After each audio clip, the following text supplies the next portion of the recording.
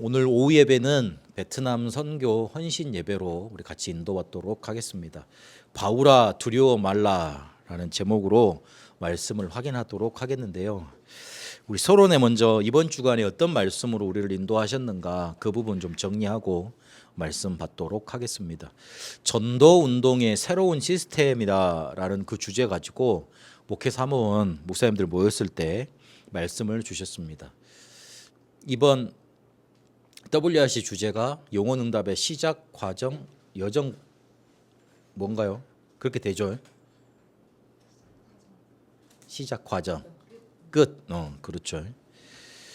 그 예전에는 제가 이게 주제 주변 그런 갑다 하고 넘어갔는데 요즘에는 메시지를 보니까 그 주제에 따라서 말씀을 주시고 포인트를 던지시는구나. 그게 보이기 시작하더라고요. 그때부터는 주제에 대해서 이렇게 좀 자세히 보고 그러는데 그 하나님이 이게 지폐를 만드시고 그 다음에 그 지폐를 만들어서 사람들을 모으게 하시고 그 사람들한테 주고자 하는 핵심 뭔가가 있을 거 아닙니까? 다른 건 다 잊어먹어도 주제 그다음에 핵심에서 나왔던 거 핵심적으로 나왔던 거 그것만 가지고 가면 계속 이렇게 흐름을 따라가게 됩니다. 뭐 이번 주간에는 우리 주일 예배 때 잘못하면 본질 놓쳐버릴 수 있어요. 본질 놓쳐버리면 종교인인 거예요. 그래서 우리가 이걸 못 벗어나잖아요. 그래서 하나님이 성령 충만을 주셔서 우리를 재창조하시겠다 약속을 하신 겁니다. 그래서 그거를 붙잡으려면 오직 복음, 기도, 전도 이걸로 가야지 성령 충만 받게 되는 거죠. 그래서 그렇게 계속 붙잡고 나가시면 됩니다. 별거 없습니다. 교회 와서 청소를 잘해야 된다. 아니면은 태도가 발라야 된다. 사람들한테 말을 좀 이렇게 예의 있게 해야 된다. 그거는요 본질이 아닙니다. 교회 와서 봉사를 잘해야 된다. 사람을 잘 섬겨야 된다. 목사님 뜻을 잘 받들어야 된다. 아니면은 목사님을 섬겨야 된다. 그거는 교회의 본질이 아닙니다. 그 본질 아닌 것들 때문에 얼마나 다른 사람들 상처받는 사람들이 많고 시험 드는 사람이 안 많습니까? 교회 와서는 말씀 들어야 되고 그것도 완전한 복음, 생명의 복음, 영원하신 그리스도를 붙잡고 가야 됩니다. 그거 못하면 틀린 겁니다. 그거 못한 게 가장 큰 하나님 앞에 봐서는 죄인 거예요. 죄를 따지고 보자면. 그래서 그거 못 전달해 주면 교회가 도둑질하고 강도짓 하는 거라고까지 이번에 유 목사님 말씀하시더라고요. 성도들이 실제로 힘들어서 교회에 왔지 않습니까? 어려워서 왔고 그리고 그거 없더라도 뭔가 영적인 힘이 없어서 지금 와 있는 경우가 많잖아요. 근데 그 사람들한테 뭔가 이렇게 복음 못 붙잡게는 만들어 주고 자꾸만 다른 걸로 이렇게 일로 때워서 일하다 보면은 성취감이 생기니까 내가 신앙생활 하는 것처럼 느껴지거든요. 아니에요. 그럼 그거는 당연히 해야 될 것들이라고 생각을 하셔야 되고 진짜 우리가 여기 와서는 복음을 듣고 가야 돼요. 그것도 오직 복음, 오직 그리스도를 듣고 가야 돼요. 그래야지만 우리 속에 든든한 망대가 세워지는 겁니다. 안 그러면 이 흑암 세력, 세상과 사단이 우리를 가만히 놔두지 않습니다. 우리가 불신자 할 때는 괜찮아요. 왜냐하면 같은 편이니까. 근데 다른 편이 됐잖아요. 그래서 어마어마하게 공격을 해와요. 그래서 거기에 속절없이 무너지지 말고 오직 복음 이걸 붙들고 그걸 찾아서 이렇게 돌아가야 됩니다. 그래서 우리 교회 별 하는 거 없이 보이지만 아닌 저는 마음에 딱 결단 내렸어요. 딱 교인들 복음만 듣게 하고 말씀만 듣게 하고 훈련만 시킬 거라고. 그 좋은 시설이 있으면 좋지만 별로 그렇게 마음에 담기잖아요. 저한테 교회당 얻으라고 사람들이 많이 이렇게 말을 했다니까요. 저가 원하지 않았는데 그 돈 줄 테니까 건물 꾸미고 시스템 만들라고. 저는 그게 시스템이 아니라고 생각이 되는데요. 그래서 안 받았어요. 솔직히 우리 교인들도 그걸 여러분들도 찬성을 하지 않으셨지만 제 마음속에도 그랬어요. 그래서 와서 말씀 들으시고 말씀 집중하시고 그거 가지고 한 주 또 살아내시고 그리고 그 안에서 또 하나님의 계획을 찾으시고 하나님의 힘을 얻고 거기에만 계속 집중해 나가야 돼요. 그거 계속 집중하다가 하나님이 주신 응답으로 넘쳐나게 되거든요. 그러면 그 뒤에는 뭔 일을 꾸며도 괜찮아요. 근데 그거 안 하는 이상 헛일이 돼버립니다. 그래서 새로운 시스템 그러셨어요. 새로운 시스템 그러면서 성경 구절을 뭘로 주셨냐면 사도행전 8장 26절 40절 주셨거든요. 에디오파 네시아하고 빌립의 만남이 사람이 만들어낸 거였습니까? 못 만들어낸 거잖아요. 하나님이 그 이전까지는 없었던 뭔가 전도 운동을 만들어낸 거 아닙니까? 실제로 주의 성령께서 그러면서 주의 영이 이 사람을 빌립을 딱 집어가지고 복음이 정말로 필요하네. 옆에 넷이 옆에 갖다 붙여놓은 거 아닙니까? 그렇게 만나게 하신 거 아닙니까?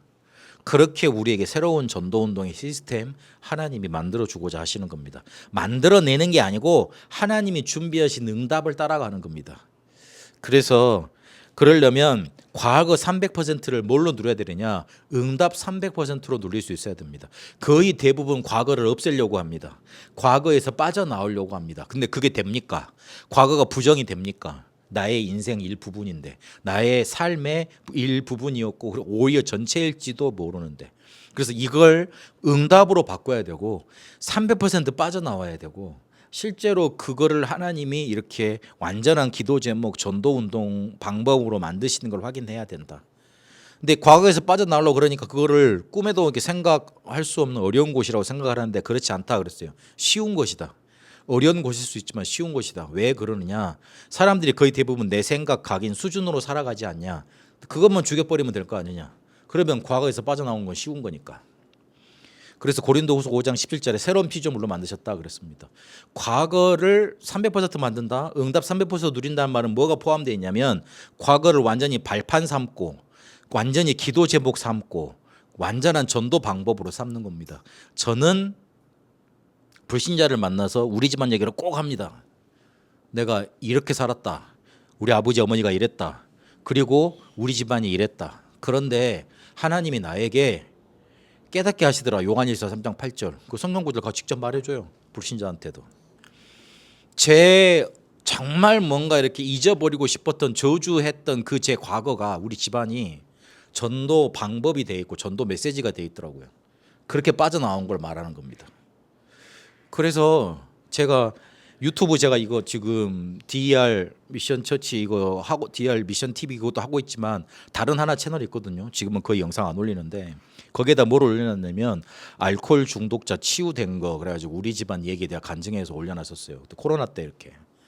근데 그거 이거 한 몇천 명 들어와서 봤습니다. 그리고 그 밑에 댓글에 불신자도 댓글을 달아놨더라고요. 야, 당신 같은 사람이 그 체험을 했다는 건 정말 기적 중에 기적이다.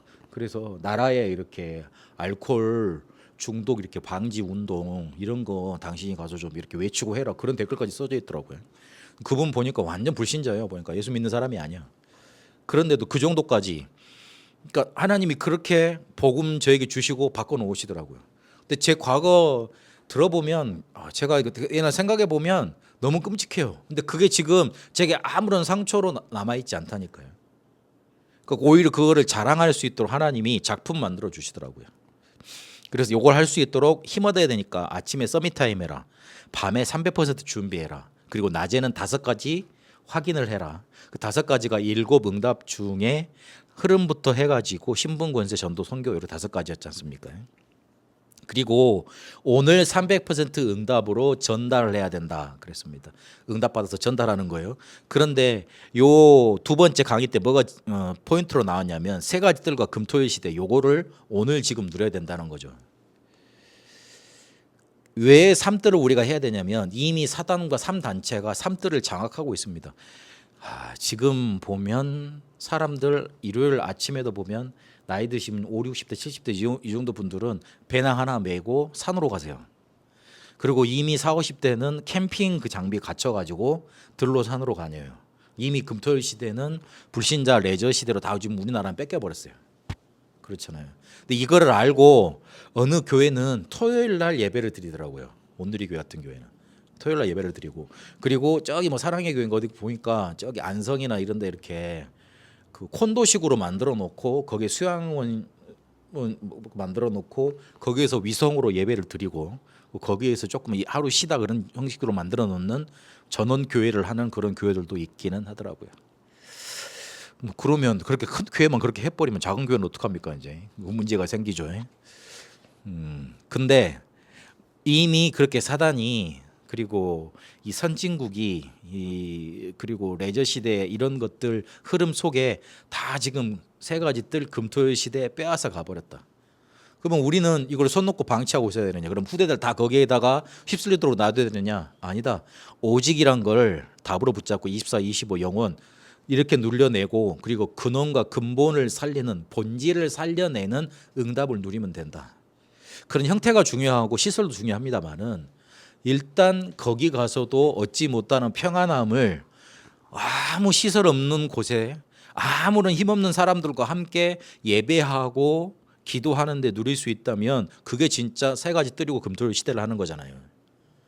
별거 아닌데 그냥 모여서 예배드리고 뭐 이렇게 피자 나누고 그다음에 뭐 교제 나누고 말 한마디 그 속에 평안함이 전달이 되고 치유가 전달이 되면 실제로 우리가 왜 밖으로 나갑니까? 왜 쉬려고 그러고 좋은 시설을 찾아갑니까? 힐링하고자 함이고 치유받고자 함이잖아요. 뭔가 힘을 얻고 잠이잖아요. 그런데 별 시설 아닌데 별 메시지 아닌데 여기 와서 메시지를 계속 듣다 보니까 완전한 그리스도가 붙잡혀져. 그러니까 내 근본이 살아나 치유가 돼. 거기에서 느끼지 못했던 물론 자연이 주고 거기서 주는 것도 힘들이 있죠. 그러나 거기서 주지 못했던 평안함이 내게 찾아져. 그러면 성공할 수 있는 거 아니에요. 그렇잖아요. 우리 거기에 집중해야지 시설을 많이 잘 꾸며내고 좋은 데를 찾아간다고 많이 그렇게 찾아내면 세상을 우리가 따라갈 수는 없습니다. 근데 우리가 그들이 줄 수 있는 본질적인 것 있잖아요. 영적인 평안함, 답, 완전한 복음 요건 전달해 줄 수 있습니다. 그래서 금토일 시대에 이렇게 집중하게 만들어서 다른 사람과 비교해서 나타나는 유일성이 전달되도록 그걸 편집 설계 디자인 계속 해줘야 된다는 거죠. 그리고 미래 300%는 어떻게 준비하느냐? 재창조의 축복으로 인도하실 거다. 그래서 777 이 망대 여정 이전표가 내 안에 먼저 세워져야 된다. 이거를 묵상 시대로 누리는 거다. 그래서 필요한 것을 할 수 있도록 그렇게 해야 된다 그랬습니다. 이번 목회 사모원 메시지는 직접 말씀하시기를 중직자 대회하고 연결되는 메시지다. 그거를 여러분들이 가서 풀어줘야 된다 그러더라고요. 그래서 좀 같이 보시는 게 좋겠고 제가 이 메시지 오면은 금요일 정도에는 제가 요약을 해서 올려놓으니까 좀 들어두시는 게 좋겠습니다. 제가 메시지 받았던 거 포럼하는 거니까 여러분 그 메시지 계속 인도 받으시면 돼요. 그러면 주일 메시지도 연결되고 여러분 특히 거기 참석 안 하시더라도 전 세계 메시지하고 여러분 같이 가게 돼 있어요. 그래서 요거를 좀 보고 지금 이렇게 전도운동의 새로운 시스템 우리를 인도해 가고 계신다. 과거, 오늘, 미래 300% 응답을 주려고 하신다. 이렇게 붙잡으시고 오늘 사도행전 27장 24절 그리고 베트남 선교를 놓고 좀 기도해야겠습니다. 바울이 이 말을 하나님에게 들을 수밖에 없었던 이유가 있는데 그게 뭐냐면 사도행전 1장 8절 이 끝까지 가는 땅 끝까지 가는 그림을 항상 바울은 가지고 있었기 때문에 그렇습니다.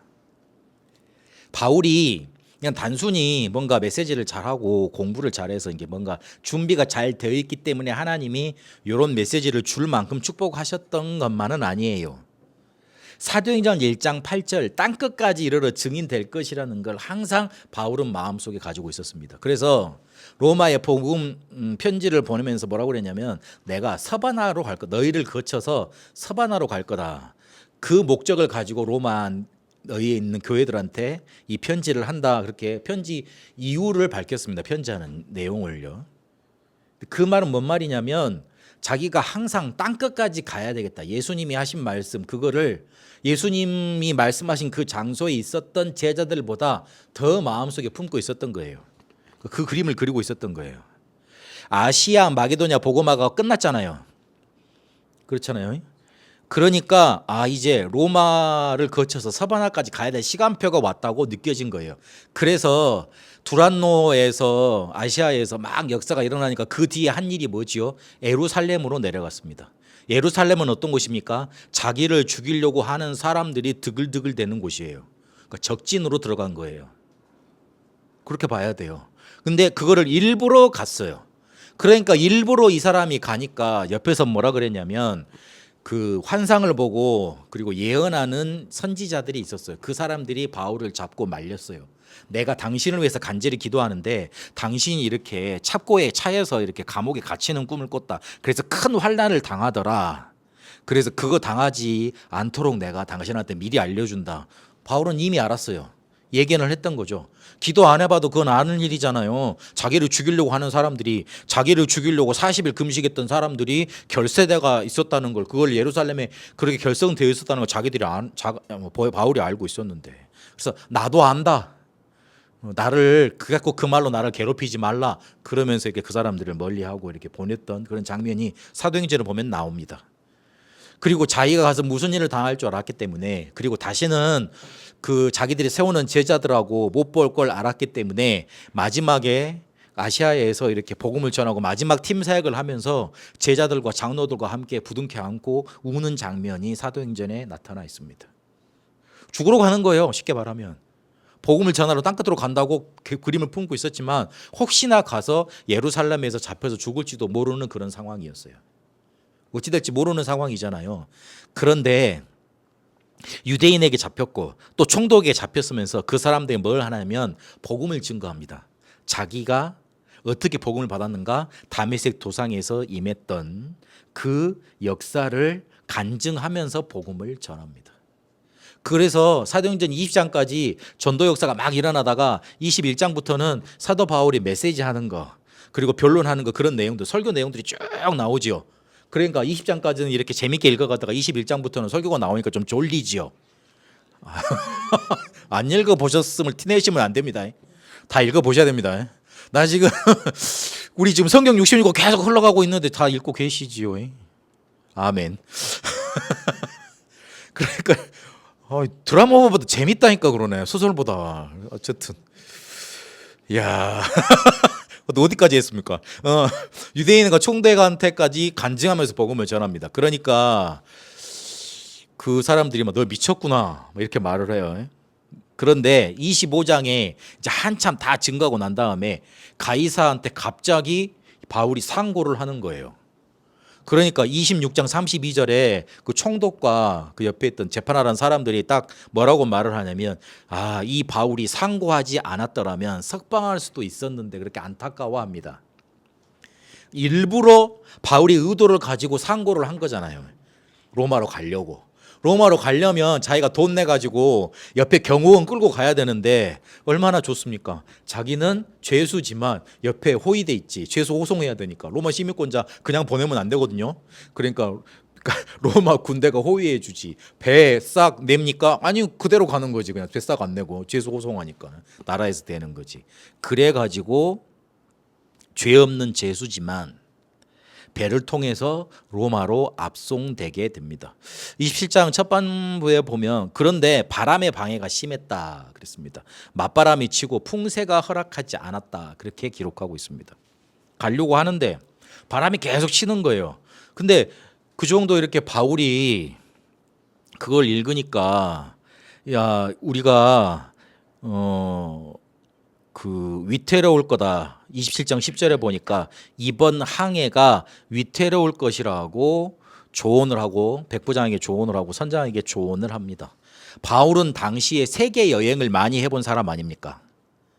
그러니까 이 사람들은 그냥 단순히 이렇게 배만 왔다 갔다 했지 어떻게 이렇게 막 전체적으로 흘러가는지 혹시나 모를지도 몰라요. 전문가라고 해서 다 아는 건 아니잖아요. 그래서 조언을 합니다. 저 같은 경우에도 비행기를 수도 없이 탔네요. 보니까 베트남을 제가 2년 동안 한 주 베트남 가 있고 한 주 한국 오고 계속 매주 한 번씩은 3,000km씩 그 탄 거 아니에요. 지금 생각해 보니까 그때 아시아나라 대한항공으로 하나 몰아서 마일리지를 몰아놨어야 돼. 그랬으면 지금 제가 완전 골드티어가 돼 있을 건데. 근데 그 생각을 못했어. 싸다고 그냥 어디 막 이석고 타고 막 이랬는데, 베트남 항공 그때는 제가 등급이 돼가지고 이렇게 비행기 타면 사무장 와가지고 인사하고 막 이랬거든요. 우리 애들은 옆에서 신기해하고 왜 저러지? 우리 아빠 대단한 사람인가? 그건 아닌데 비즈니스 타면 원래 그래야 되는데 이코노미 타도 막 인사하고 그랬으니까 등급이 높아나니까 막 그랬었거든요. 몰랐죠. 그러니까 다니다 보니까 그 공항에 어디 가가지고 어디 가면 빨리 갈 수 있고 빨리 나올 수 있다. 그게 다 저한테도 노하우가 있어요. 그래가지고 어디 가면 가고 어디 가면 쉬고 막 이런 것들 이렇게. 바울도 그 당시에 여행하는 시대가 아니잖아요. 여행이 대중화된 거는 지금 시대입니다. 그 전까지는 다 우리 같은 사람들은 노예예요, 노예. 평민도 아니라 노예니까 어디 가서 이렇게 맨날 농 짓고 땅 짓고 평생 자기가 태어난 거 거기서 살았어서 됐어요. 근데 바울은 2000년 전에 벌써 세계 여행을 한 사람이잖아요. 그러니까 잘 알아요. 뭐 그 선주보다 선장들보다 그런 구인들보다 더 잘한다고요. 근데 그 조언을 했는데 믿질 않아요. 아이고 자기 죄수면서 뭔 저런 소리를 하느냐. 별거 이렇게 막. 저 사람 꼰대 아니야? 이렇게 넘어갔던 거예요. 그래서 백부장은 일단 임무를 빨리 끝내야 되잖아요. 그 지키고 있는 호송하는 그 책임을 맡은 백부장은 일단 빨리 데려다 주고 그래야지 자기 임무가 끝나는 거 아니에요. 그러니까 바울의 말을 안 들었던 거예요. 선장은요. 내가 바다에 대해서 당신보다 훨씬 잘 아는데 어디서 그거야. 그러면서 아예 안 들은 거지.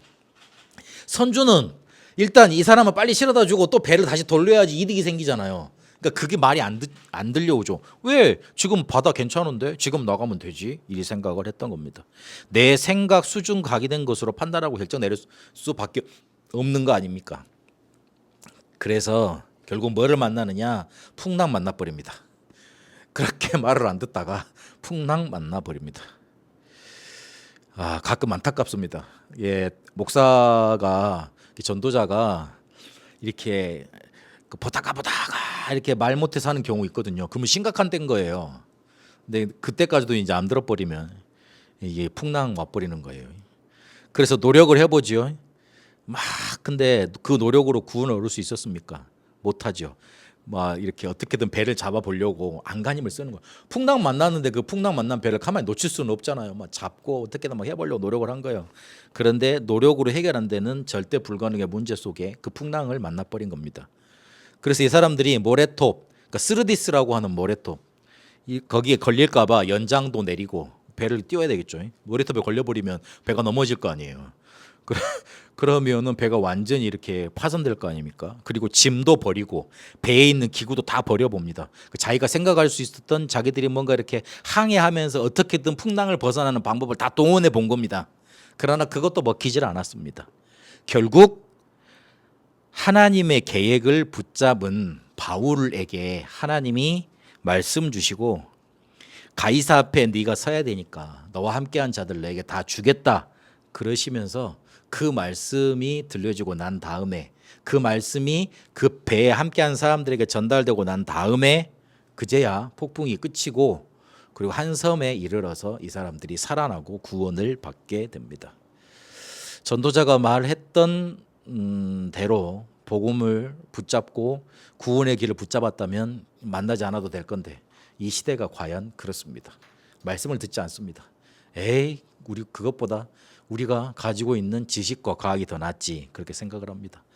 그런데 앞으로 정신병 시대 올 거라고 선포가 됐잖아요. 이미 와 있고 어제 그 주보 뒤에 보시면 제가 글을 써놨는데요. 60대 아저씨가 접근 금지 명령을 받은 거예요. 왜 접근 금지 명령을 받았냐? 아내를 너무나 폭력적으로 막 때리고 이래가지고 금지 명령을 때린 거죠. 예전에는 그런 것도 없었는데 그런데 어쨌든 지금은 이렇게 법을 딱 명령 시켜놓으면 못 가요. 근데 풀리기 한 3일 전인가 이 사람이 찾아가가지고 그분을 찔러 죽인 거예요. 그래놓고 뭐라 그러냐면 나는 그 사람한테 우리 아내한테 미안한 거 없다. 잘했다. 왜 내가 잘했는데 이렇게 나오는 거예요. 와, 그 얼마나 흑암한테 사로잡히면 그런 정도가 나옵니까? 그 사람한테 흑암이 확 망대로 딱 사로잡고 있는 거 아니에요. 그게 범죄로 나타난 거 아닙니까? 누가 그걸 이해해 줍니까? 그 사람 사단한테 사로잡힌 거야. 흑암 망대가 있는 거야. 그러면 누가 그걸 이해해 줍니까? 그 사람을 누가 이렇게 다들 나쁜 범죄자라고만 이해를 하지 해결해 줄 수 있는 기회 어디 있습니까? 그래서 그런 시대가 와버렸습니다. 여러분 우리 랩런트들 혹시나 차 운전하다가 이렇게 가서 싸움 시비 붙고 그러지 마세요. 한문철 TV 이런 거 잘 보죠. 들고 막 칼 들고 나옵니다. 나 요즘에 그래가지고 운전하다가 이렇게 크락션 제대로 안 눌리려고 하는데 너무 이상한 사람이 많아가지고 나 피하려고 이렇게 알려주려고 올리긴 하는데 어쨌든 별로 이렇게 막 하지 않습니다. 운전 사살합니다. 사살해야 됩니다. 큰일 납니다. 그래서 바울이 땅 끝까지 가는 그림이 있었기 때문에 이걸 붙잡고 일부러 로마로 지금 죄수로 잡혀갑니다. 그 중간에 풍랑을 만났는데 이 만난 이 사실이 지금 시대에 풍랑 만난 시대를 알려주기도 하고 그리고 전도자의 말을 듣지 않는 세태를 말해주기도 합니다. 그러나 전도자 때문에 전도자가 전하는 복음 때문에 이 세상은 살게 돼 있고 해방받게 되어 있습니다. 마지막으로 우리 베트남 선교에 대한 기도 제목을 나누고 조금 마치도록 하겠습니다. 왜 기도 제목을 드리냐면 우리도 큰 그림을 가지고 인도를 받아야 될 거 아닙니까? 그래서 요거를 좀 가지고 있어야 되겠습니다. 제일 첫 번째 우리가 기도해야 될 건 베트남 선교를 위해서요. 베트남 복음화가 곧 세계 복음화입니다. 제가 하노이에 들어갔을 때 이 기도 제목을 잡았어요. 베트남 복음화가 곧 세계 복음화다. 왜 그러느냐? 사도행전 19장 8절에 말씀이 다 들려져야 그게 세계 복음화인데 237 나라 중에 베트남 나라 하나만 복음화가 되지 않는다. 그러면 마태복음 24장 14절 이게 성취가 안 되는 거예요. 세계 복음화 아닌 거예요. 근데 그럴 가능성이 있는 나라가 베트남이에요. 복음 진짜 징하게 안 들어가요. 진짜 징하게 안 들어가요. 베트남.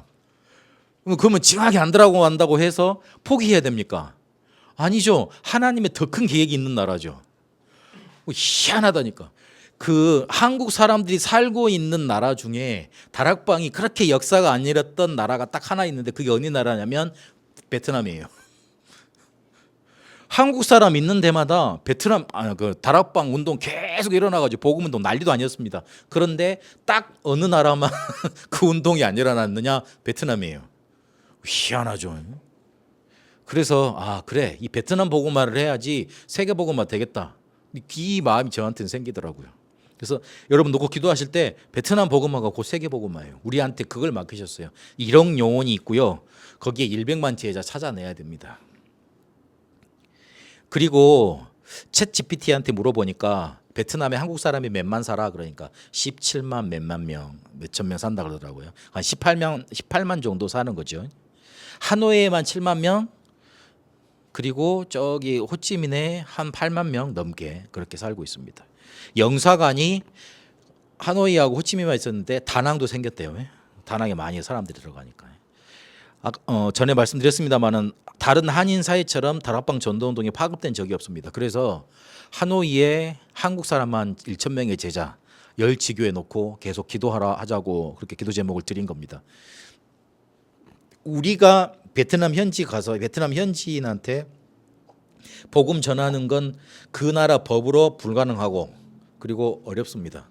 그런데 제가 그때 2년 동안 해보니까 우리나라 사람들이 일어나가지고 이 사람들과 연결된 베트남 사람을 전도를 하니까 같이 연결고리도 생기고 이 사람을 제자로 차릴 수도 있더라고요. 그렇게 해서 영접시킨 경우가 많았어요. 우리 지금 근해 랩런트 있습니다마는 제가 베트남 처음 가가지고 첫 영접시킨 사람이 누구였냐면 우리 그네 친구였어요. 베트남 친구. 근데 그네가 베트남 말을 잘하느냐 아니에요. 제가 베트남 말을 잘하나 아니에요. 그 친구가 한국말을 잘했어요. 그랬다니까요. 그래가지고 제가 가서 뭘 딱 응답으로 붙잡았냐면 그렇지. 이렇게 가야 되겠구나. 이렇게 전달해야 되겠구나. 이게 붙잡혀지더라고요. 그래서 한인들이 먼저 나는 시간표가 아직은 베트남에 일어나질 않았어요. 그러면 하나님이 그 시간표를 기다리고 계시다는 거예요.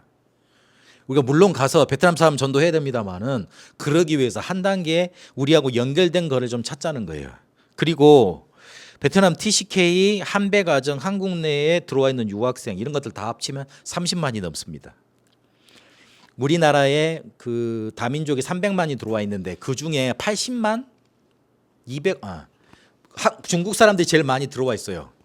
중국 사람들이 제일 많이 들어와 있는데 그 중국 사람이 제일 많이 들어와는 것 중에 조선족은 우리나라 민족 사람이라고 치고 한족 순수 그 중국 사람들은 30만이에요. 30 몇 만이에요. 그러면 그와 비교될 만큼 많이 들어온 나라가 어디냐? 베트남이에요. 따지고 보면. 그리고 몇 년 전에 자료인데 2023년가 22년인가 자료인지 모르겠는데 우리나라가 베트남하고 결혼을 해가지고 가장 2세를 많이 낳는 나라래요. 그게 그 TCK죠 우리 말로는 그게 9만 명이래요. 그렇게 태어난다 그러더라고요. 이유가 있습니다. 그래서 이거를 할 수 있도록 우리 한우 임마누엘 교회 지금 선교한다고 매달 선교헌금을 작정을 했고요. 그리고 호치민에 있는 VRTS 베트남 RTS 그걸 위해서 우리가 기도를 해야 됩니다. 베트남 현지 목회자 일어나는 것이 베트남 복음화의 가장 빠른 길 중에 또 하나입니다. 우리가 한국 사람이기 때문에 한국 사람들 복음 전해야 되고, 그리고 어디로 또 복음을 전해지도록 기도를 해야 되냐면 베트남 현지 목회자들이 일어나도록요.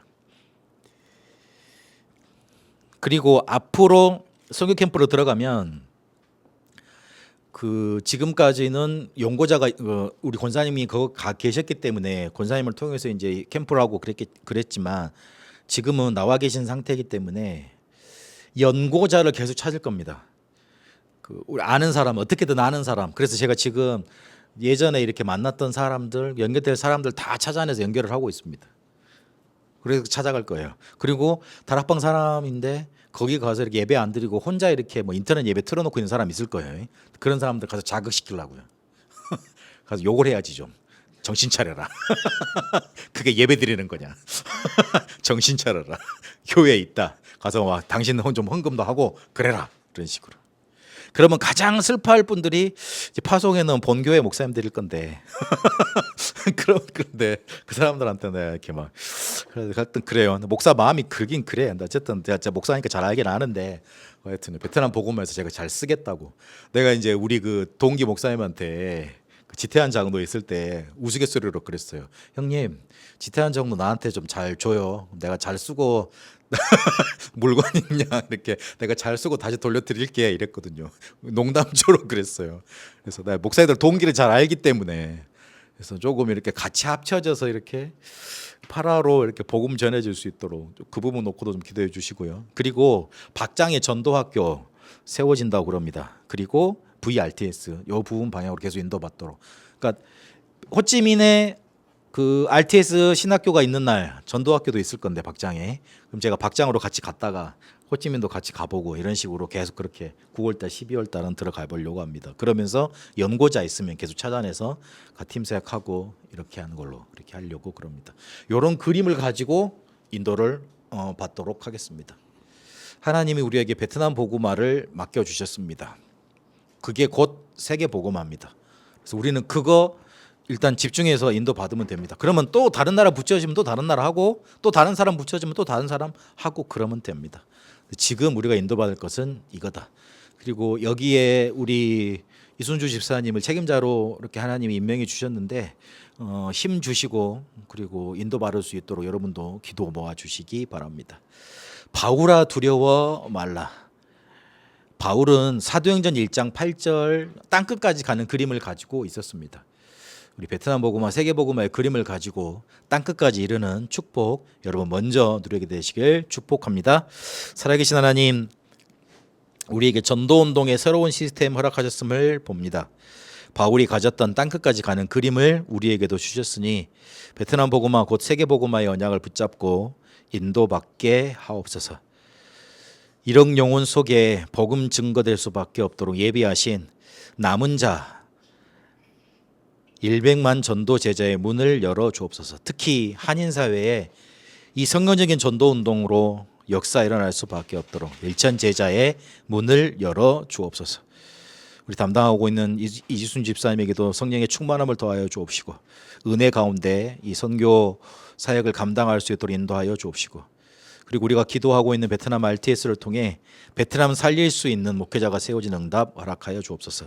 특히 우리 하노이 임마누엘 교회 민포 목사님과 그리고 우리 투포응 사모님 그리고 가정을 지켜 주옵시고 베트남 복음화 할 수 있는 큰 교회사에 남는 인물들로 축복하시고 인도하여 주옵소서.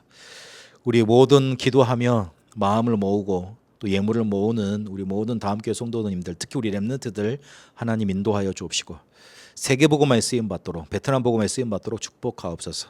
이제는 우리 주 예수 그리스도의 은혜와 하나님의 살아계심과 성령님의 역사 인도하심이 베트남 복음화 곧 세계 복음화임을 붙잡고 하나님이 주시는 그림을 붙잡고 인도받기를 소원하는 우리 다함께 모든 성도들 위해 특히 우리 렘넌트들을 위해 그리고 베트남에 이제와 영원토록 항상 함께 계실지어다. 아멘.